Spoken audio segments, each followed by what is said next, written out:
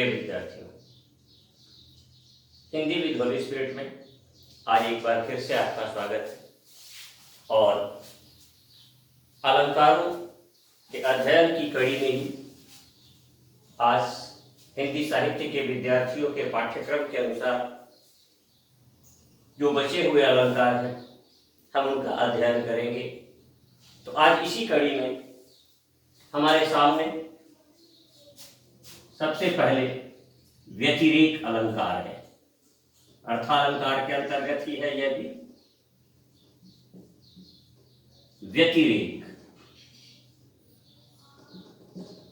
व्यतिरेक अर्थात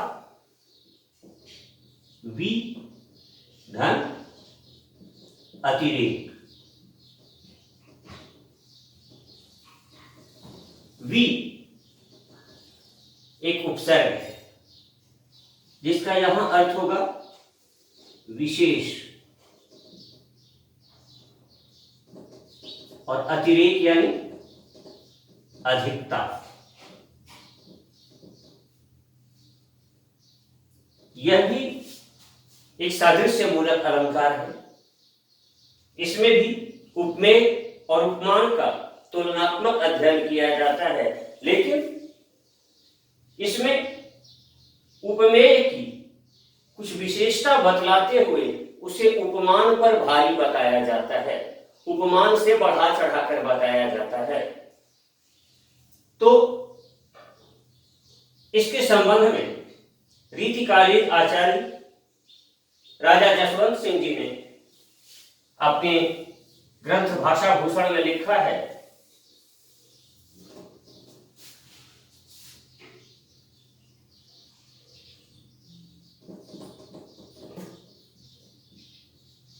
व्यतिरेक उपमान ते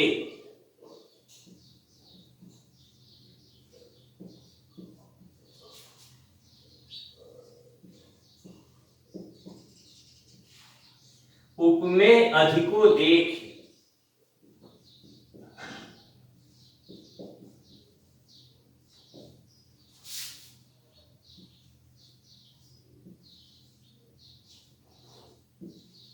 मुख है अंबुज सो सखी,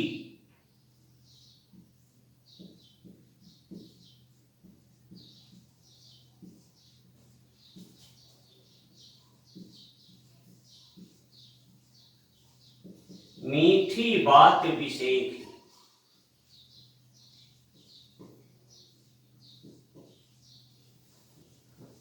अब यहां पहली पंक्ति में परिभाषा है तो दूसरी पंक्ति में उसका उदाहरण भी है। इसी काव्य पंक्ति में बड़ी चतुराई के साथ रीति सिद्ध कवियों की यही विशेषता होती है। व्यतिरेक उपमान ते यानी से, उपमेय अधिको देख, यानी जहां उपमेय को उपमान से बढ़ा चढ़ाकर बताया जाए वहां क्या होता है, व्यतिरेक अलंकार होता है। और इसके उदाहरण के लिए इन्होंने क्या लिखा, मुख है अंबुज सो। अंबुज, अंबु यानी जल, ज यानी जन्मा हुआ अर्थात कमल। मुख है, हे सखी, उसका मुख तो कमल के समान है, पर उसमें कमल से एक और विशेषता है कि कमल तो सिर्फ सुंदर होता है, पर इसके सुंदर मुख में मीठी बात भी है, मीठी वाणी भी बोलती है, मधुर वचन भी बोलती है। विशेष यानी विशेष। इसके मुख की विशेषता है कि वह कमल के समान सुंदर होते हुए मीठी वाणी भी बोलती है। तो इस तरह से यहां पर व्यतिरेक अलंकार को हम देखते हैं कि पहली पंक्ति में राजा साहब ने इसका लक्षण दिया है और दूसरी पंक्ति में उदाहरण दिया है। खैर, अब हम देखते हैं नवीन परिवेश के अनुसार इसकी परिभाषा क्या दी जा सकती है। जहां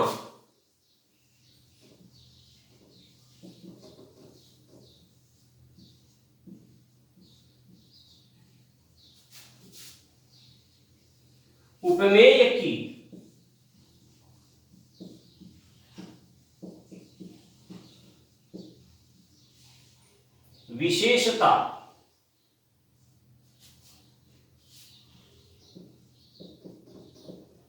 दर्शाते हुए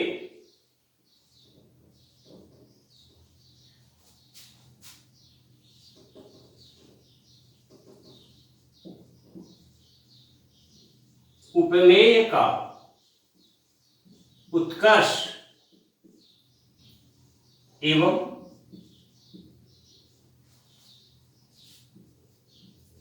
उपमान का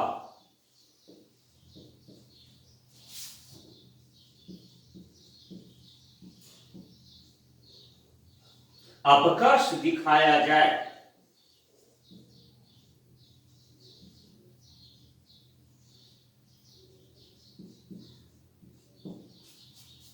वहां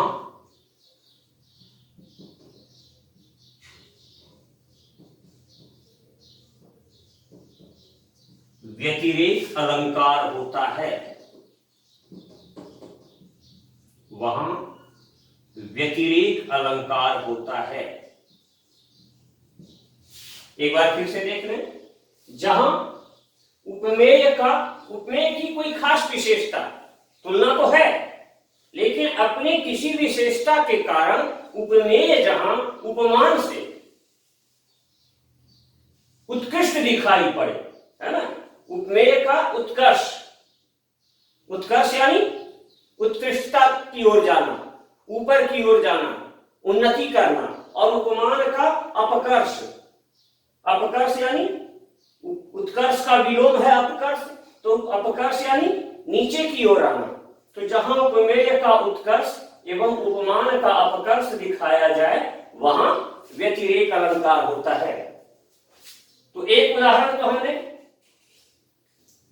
जसवंत सिंह जी वाली परिभाषा में ही देख लिया कि नायिका का मुख कमल के समान है, पर उसमें एक खास विशेषता है कि कमल तो सिर्फ सुंदर होता है, पर इस नायिका के मुख में मीठी वाणी भी है।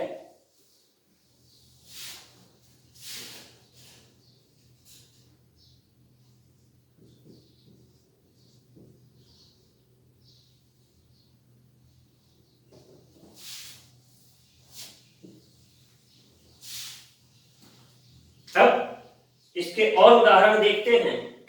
गोस्वामी तुलसीदास जी के रामचरितमानस में पंक्ति मिलती है,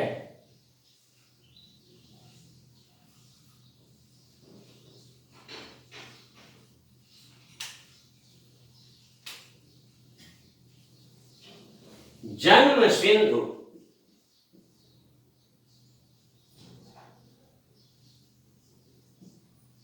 पुनिबंधु विश्व,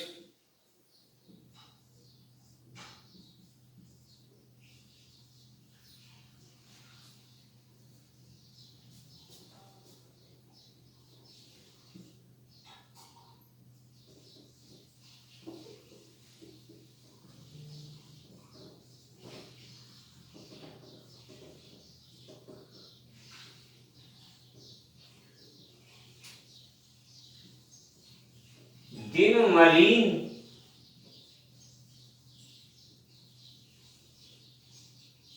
सकल अंक, दिन मलिन सकल अंक,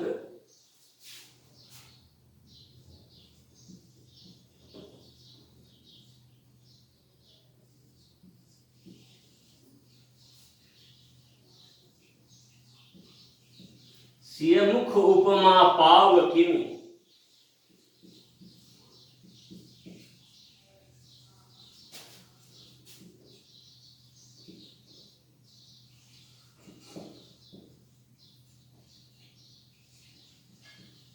चंद्र बापुरो रंग।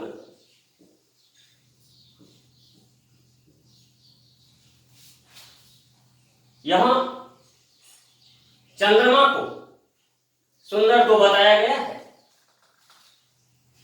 लेकिन और सीता के मुख से उसकी तुलना भी की गई है, लेकिन चंद्रमा के बारे में बताया गया है कि सर्वप्रथम तो उसका जन्म हम सभी जानते हैं कि जब समुद्र मंथन हुआ था, तो जब समुद्र मंथन हुआ था उस समय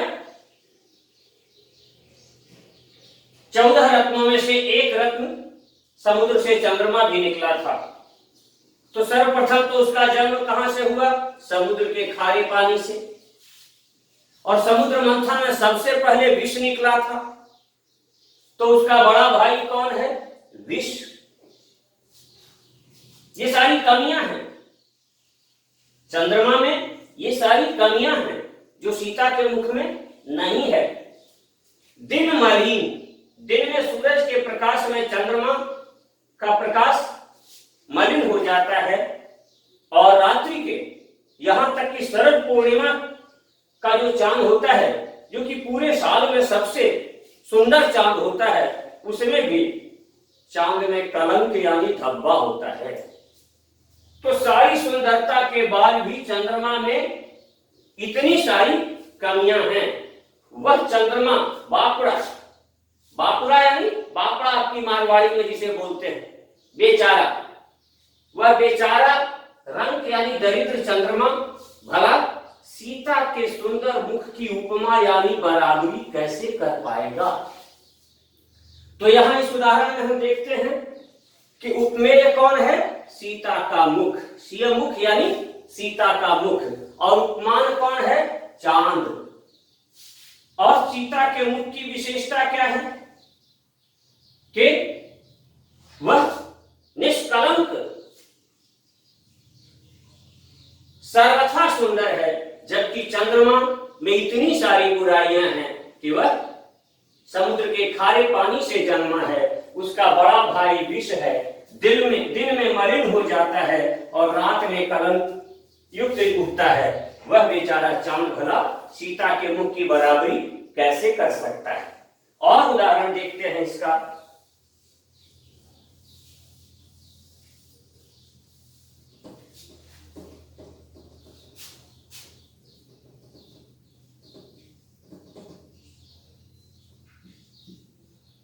तब कर्ण द्रोणाचार्य से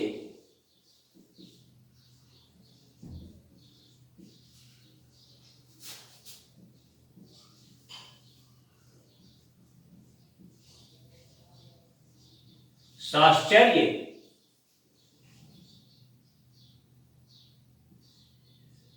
यूं कहने लगा। तब कर्ण द्रोणाचार्य से साश्चर्य यूं कहने लगा।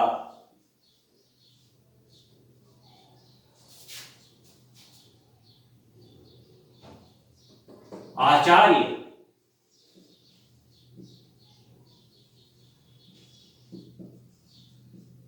देखो तो, आचार्य देखो तो,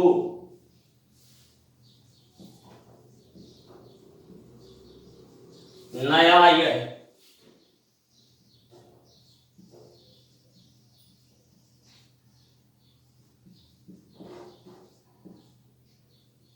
सोते से जगा।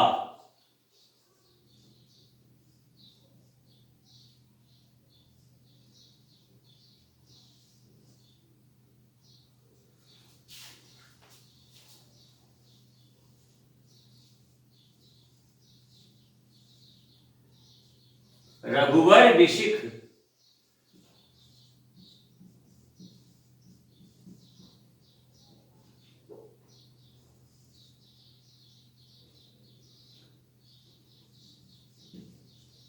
रघुवर विशिख से सिंधु सम।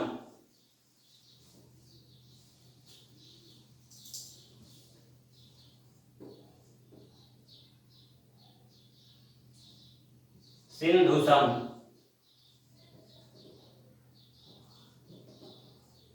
सब सैन्य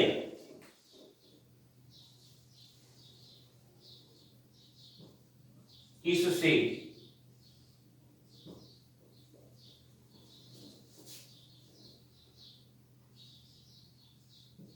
सब सैन्य इससे त्रस्त है।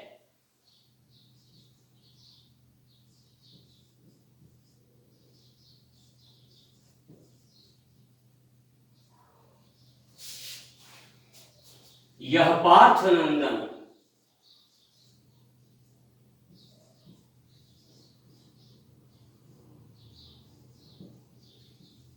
यह पार्थ नंदन पार्थ से भी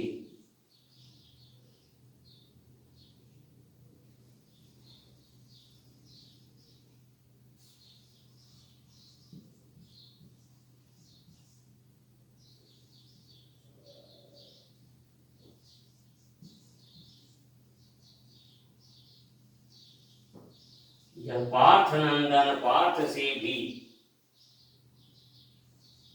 धीर वीर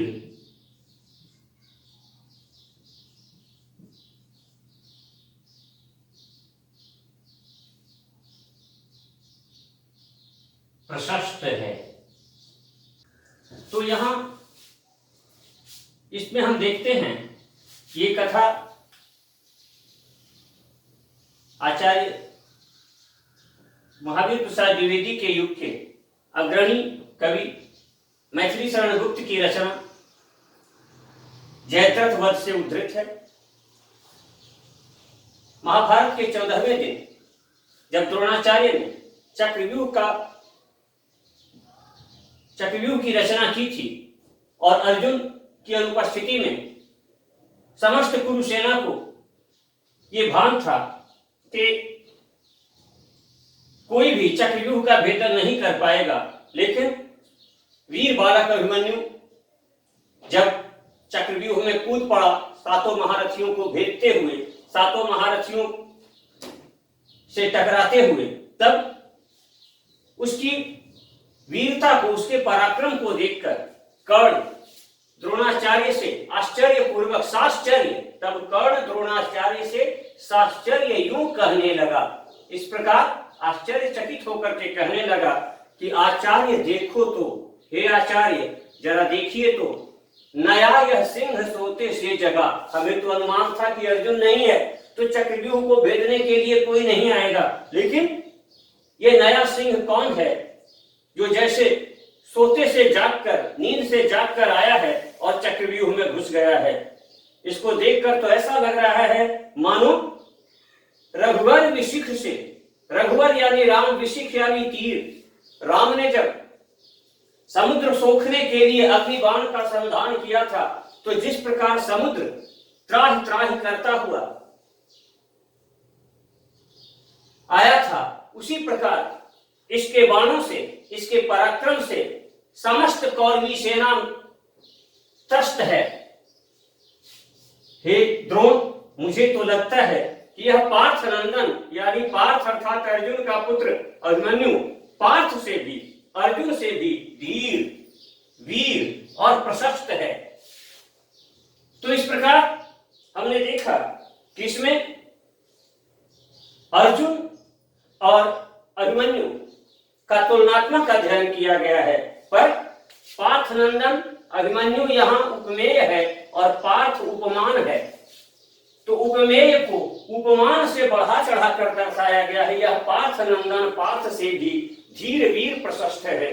तो यहाँ इस आधार पर व्यतिरेक अलंकार है, क्योंकि व्यतिरेक की यही विशेषता है कि इसमें उपमेय का उत्कर्ष और उपमान का अपकर्ष होता है।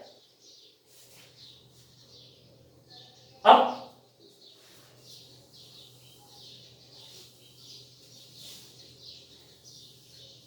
एक उदाहरण और देख लेते हैं।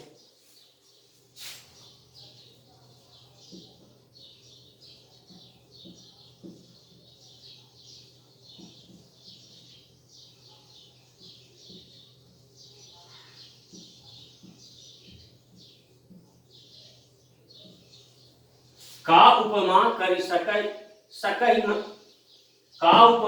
सकई मयंकु,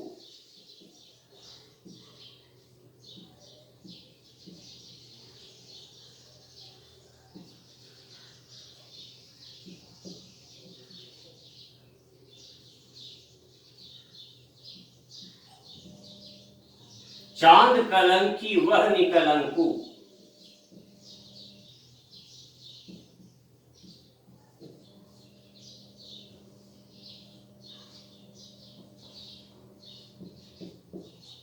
औपुनि चंदन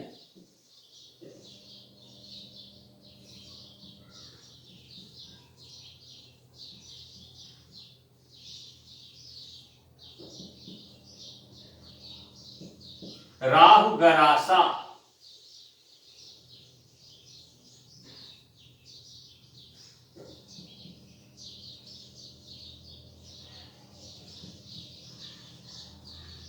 वह बिन राहु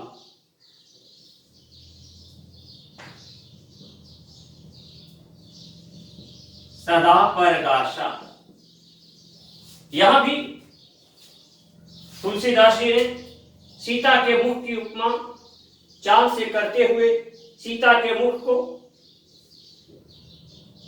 चांद से बढ़ा चढ़ाकर बताया है। का उपमा करी सकहि मयंकु, सीता के मुख की उपमा, यहाँ पर उपमेय को गौण कर दिया गया है, प्रकट में नहीं लाया गया है, पर यहाँ हम मान लें कि उपमेय सीता का मुख है, क्योंकि इससे पहले जो हमने देखा था सिय मुख उपमा पाव किमि चंद्र बापुरो रंग, तो उसमें इसी की चर्चा है। का उपमा करी सकहि मयंकु, उसके मयंक यानी चंद्रमा, तो सीता के मुख की उपमा भला चांद का यानी क्या कर सकता है। का से मतलब क्या, चांद कलंकी, चूंकि चांद में कलंक है अर्थात धब्बा है, पर सीता का मुख तो निष्कलंक है। औपुरी चंद ही राहु गरासा, और कभी कभार ऐसा भी होता है कि चंद्रमा में ग्रहण भी लगता है। हमारी शास्त्रीय मान्यता, खगोलीय मान्यता से अलग हमारी शास्त्रीय मान्यता है कि जब राहु नामक राक्षस चंद्रमा को ग्रस लेता है तो चंद्रमा में ग्रहण लग जाता है। तो चांद में कभी कभार, पूर्णिमा के चांद में भी राहु के ग्रसने के कारण ग्रहण लग जाता है, पर सीता के चेहरे पर कभी कोई ग्रहण नहीं लगता, वह बिना राहु के सदा ही परगासा यानी प्रकाशित होता रहता है। तो इस प्रकार यहां भी हम देखते हैं कि उपमेय यानी सीता के मुख पर, सीता के मुख का उसकी विशेषता के कारण चांद उपमान पर उत्कर्ष दिखाया गया है और यहाँ चांद का अपकर्ष दिखाया गया है, इसलिए यहाँ व्यतिरेक अलंकार है। अब इसी क्रम में हमारा अगला अलंकार है प्रतीप।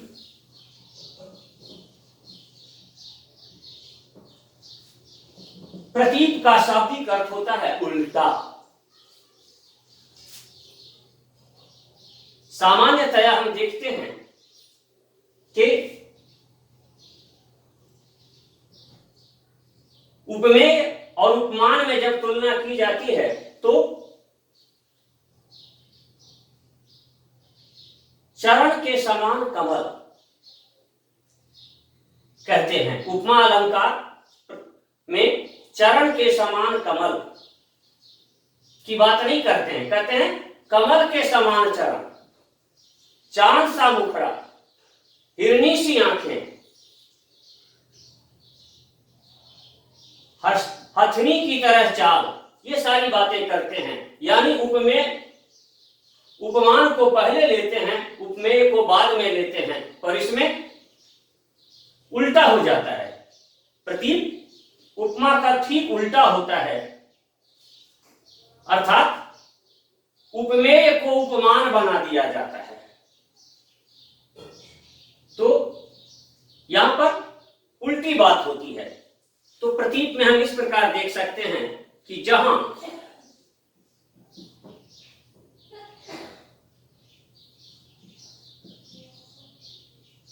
उपमेय को उपमान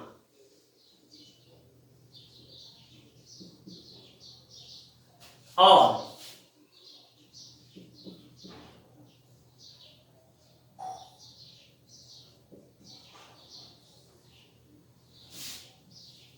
उपमान को उपमेय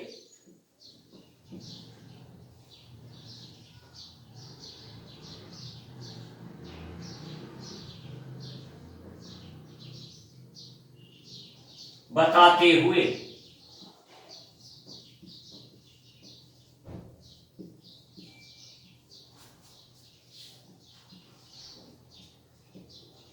उनकी तुलना की जाए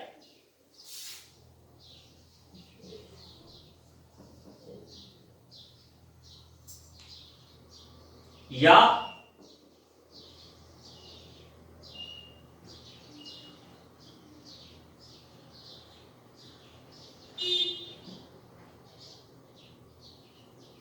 उपमेय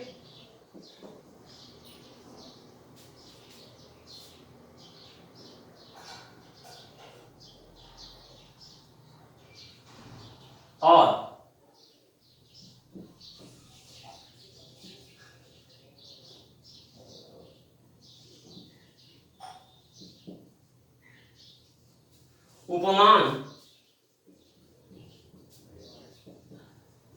का स्थान परिवर्तन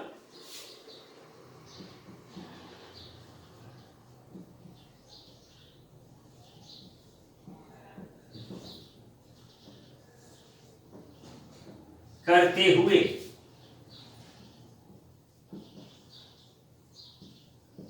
उपमेय या उपमान का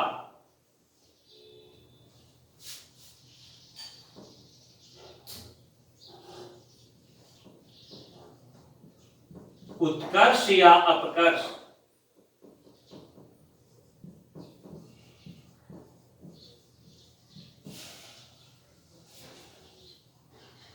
बताया जाए, दर्शाया जाए।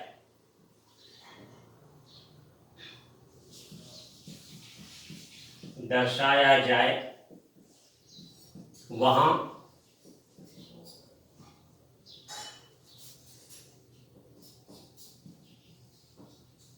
प्रतीप अलंकार होता है।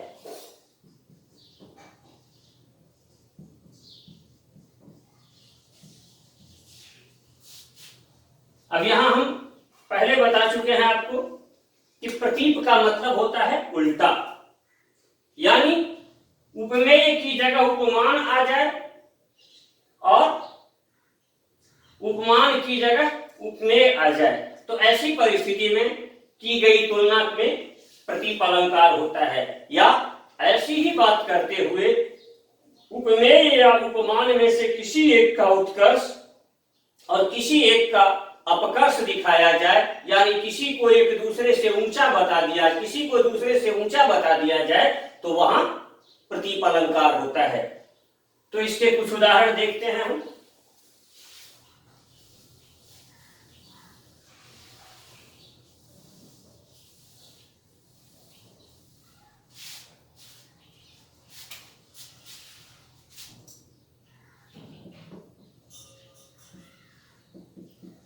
बार बार क्या छिपा रही है,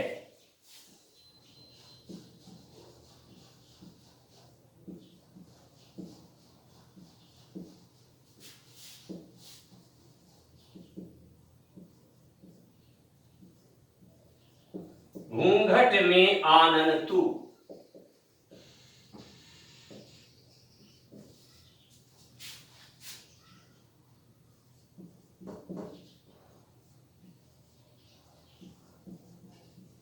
आनन साही चंद्र चमकता।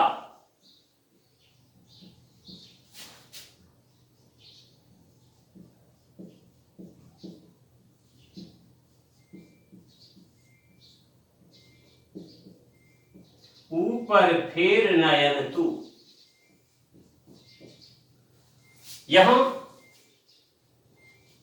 एक नई नवेली दुल्हन अपनी सुहाग रात्रि में अपने सुहाग कक्ष में सुहाग सेज पर बैठी हुई है। उसका प्रियतम आता है और वह शर्म के मारे उसके बार बार कहने पर भी, प्रियतम के द्वारा बार बार घूंघट उठाने की कोशिश करने पर भी अपने चेहरे को अपने घूंघट में छिपाती जाती है। तो खींचकर उसका प्रियतम, उसका पति उससे कहता है कि ये क्या बार बार अपना आनंद यानी मुख, चेहरा तू घूंघट में छिपा रही है। अरे जरा ऊपर की ओर देखो, आकाश में तुम्हारे मुख जैसा ही आनंद सा ही चंद्र चमकता। जैसा तुम्हारा मुख चमकता है वैसा ही आकाश में चांद की तरह मुख नहीं चमकता, मुख की तरह चांद चमकता। ऊपर फेर नयन तू। तो यहां पर हम देखते हैं कि उपमान की जगह उपमेय को, आनंद उपमेय है और चांद उपमान है, लेकिन यहां उपमान को यहां ले आया गया है और उपमेय को यहां ले आया गया है।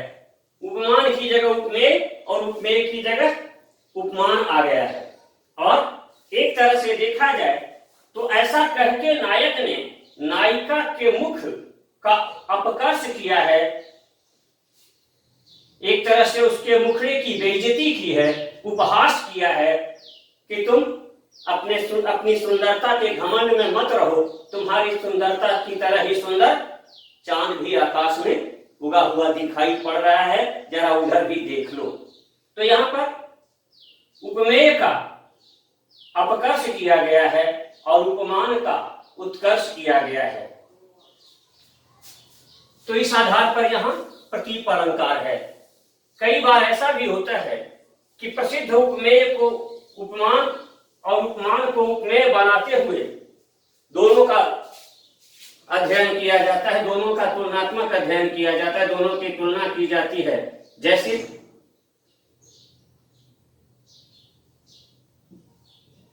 उतरी नहाए जमुन जल,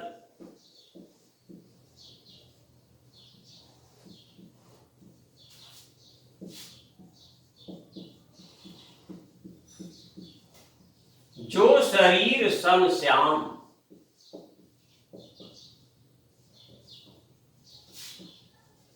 राम वनवास गमन के क्रम में जब यमुना में स्नान करते हैं चित्रकूट जाने के लिए, तब की बात है ये कि वे यमुना के घाट पर उतरकर यमुना के जल में स्नान करते हैं। जो शरीर सम श्याम, यहां जमु यानी यमुना, यमुना क्या है? उपमान है। और राम का शरीर क्या है? उपमेय है। लेकिन शरीर सम श्याम, जमुना सम श्याम राम का शरीर नहीं, शरीर राम के शरीर सम यमुना का जल श्याम है। तो यहां उपमेय को उपमान बना दिया गया और उपमान को उपमेय बना दिया गया है। तो इस आधार पर भी यहां प्रतीप अलंकार है, उल्टा काम किया गया है, इसलिए प्रतीप अलंकार है। एक उदाहरण और देखते हैं।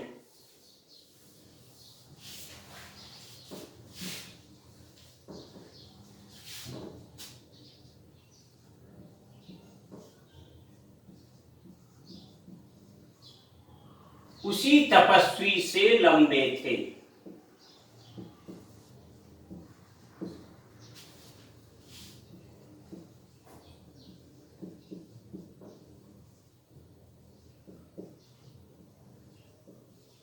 देवदारू दो चार खड़े।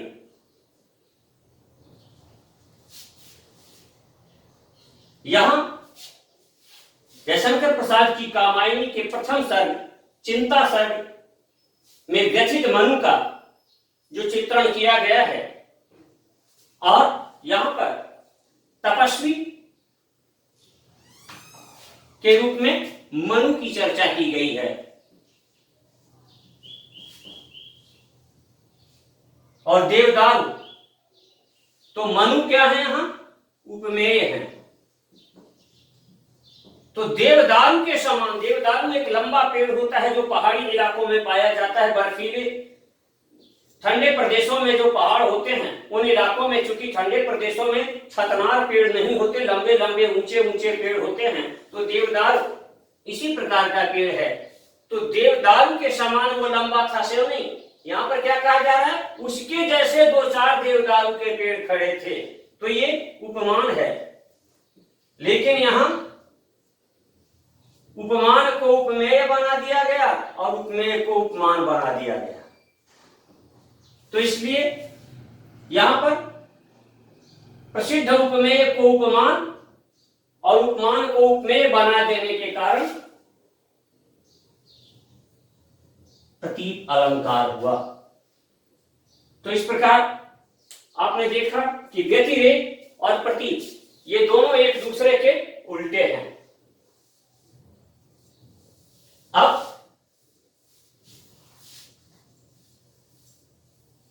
हिंदी साहित्य के पाठ्यक्रम का आखिरी अलंकार हमारे सामने है, मानवीकरण।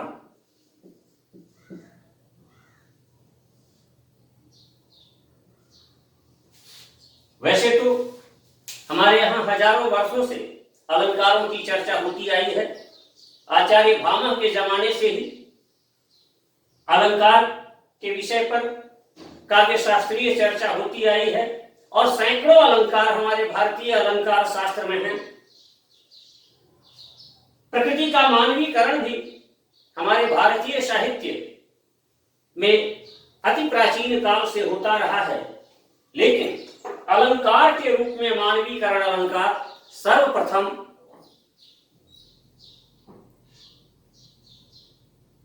20वीं शताब्दी के प्रारंभ में भारत में आया, जब छायावाद का युग आया था। क्योंकि भारत की जो छायावादी कविता है यह अंग्रेजी के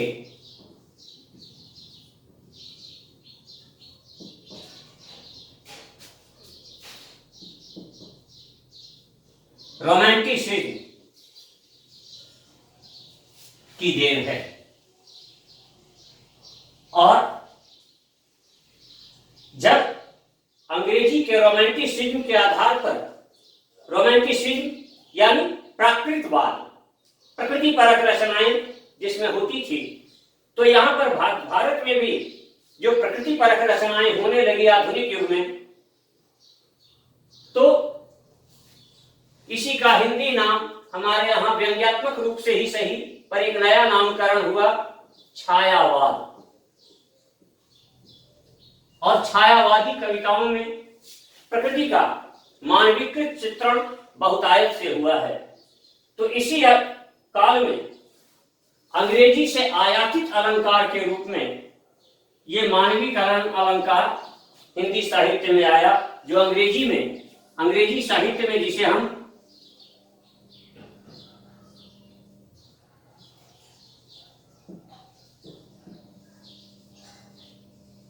पर्सनिफिकेशन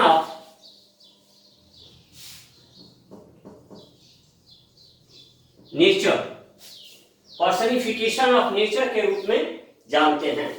तो ये मानवीकरण अलंकार मैंने अभी आपको बताया कि भले ही प्रकृति का मानवीकरण भारतीय वाङ्मय में अति प्राचीन काल से होता आया है, वाल्मीकि रामायण हो या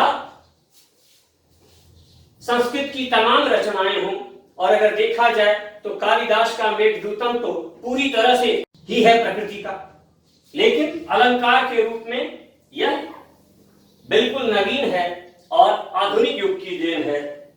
और इसकी परिभाषा हम इस प्रकार दे सकते हैं, जहां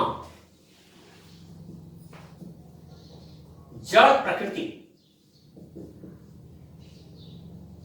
में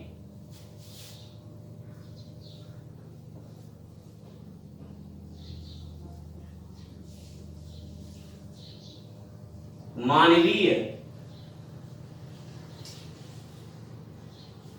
क्रियाकलापों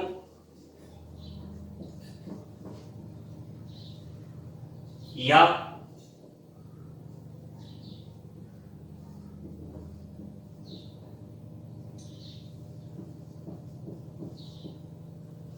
संवेदनाओं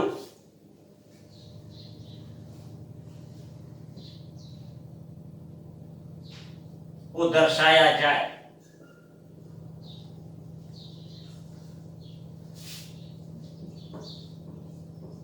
वहां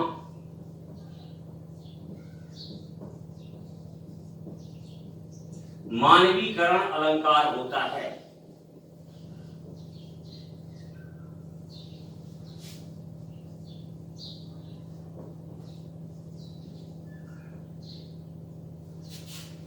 जहां जड़ प्रकृति में मानवीय क्रियाकलापों या संवेदनाओं को दर्शाया जाए, वहां मानवीकरण अलंकार होता है।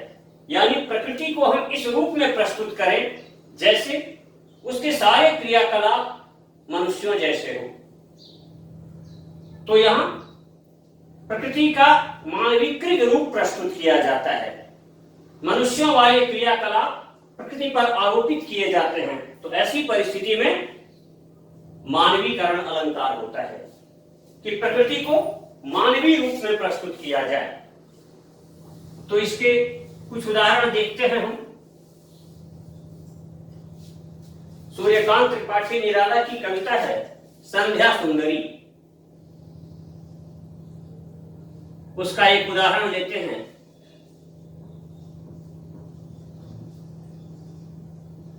दिवसावसान का समय,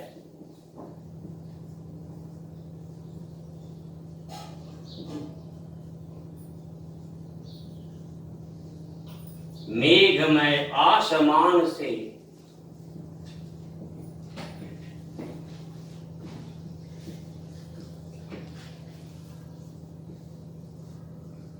उतर रही है।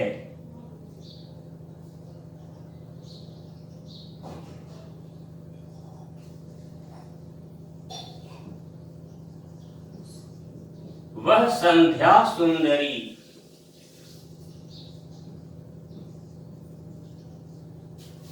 परी सी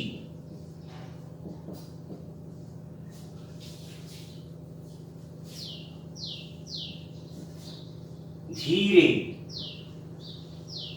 धीरे धीरे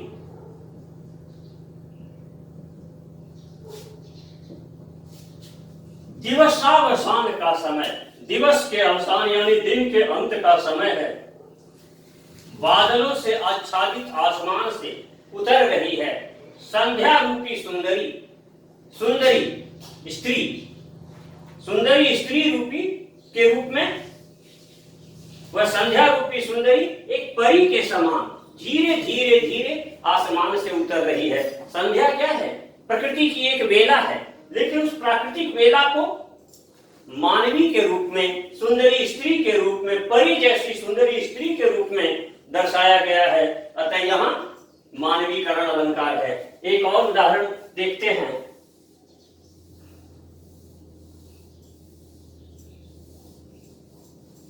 देखते हैं इसके दो और उदाहरण।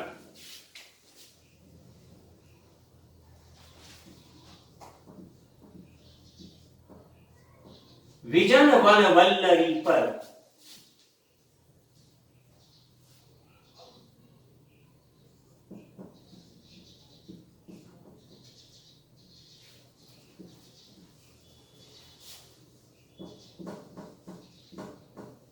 सोती थी सुहाग भरी,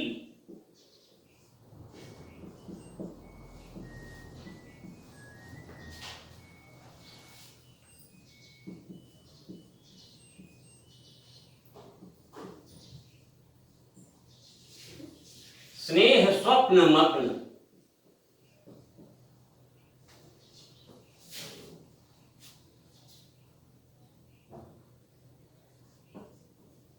अमल कमल, अमल कोमल,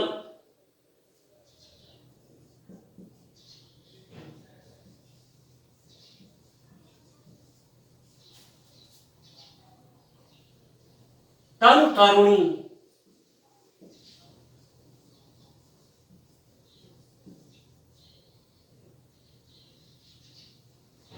जूही की कली,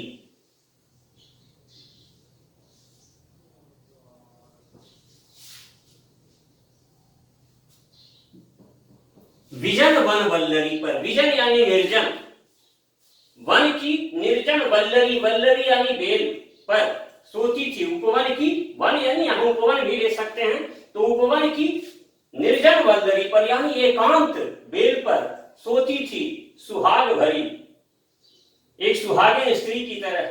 स्नेह स्वप्न मग्न, एक प्रोसित पति का नायिका जिसका प्रियतम परदेश चला गया हो और अपने सपने में वह अपने प्रियतम को देख रही हो, उस तरह से प्रेम भरे सपनों में मग्न सो रही थी। कौन? अमल, जिसका हृदय निर्मल हो, कोमल, तनु तरुणी, तनु यानी दुबली, तरुणी युवती, जूही की कली, तो यहां जूही की कली को दुबली पतली, जूही का फूल आपने देखा होगा, सफेद रंग का छोटा छोटा फूल होता है, आधी रात में खिलता है और पतली पतली पंखुड़ियां होती हैं, बड़ी बिल्कुल सफेद और बड़ी भीनी भीनी, बड़ी अच्छी महक होती है, बड़ी अच्छी खुशबू होती है उसकी।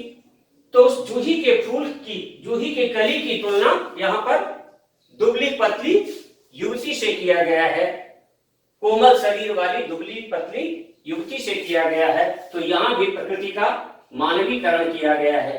एक उदाहरण और देख लेते हैं।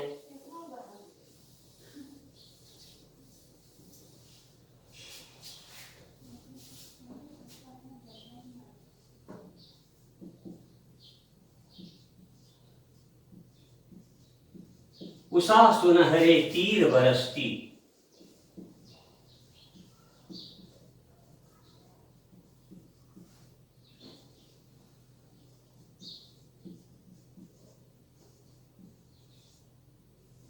जय लक्ष्मी सी उदित हुई,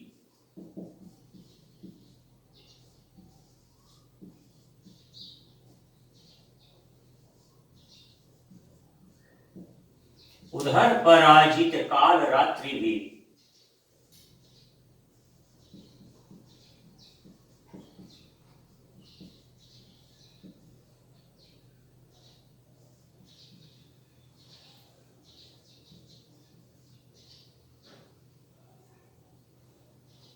उधर पराजित काल रात्रि भी, जल में अंतर्निहित हुई,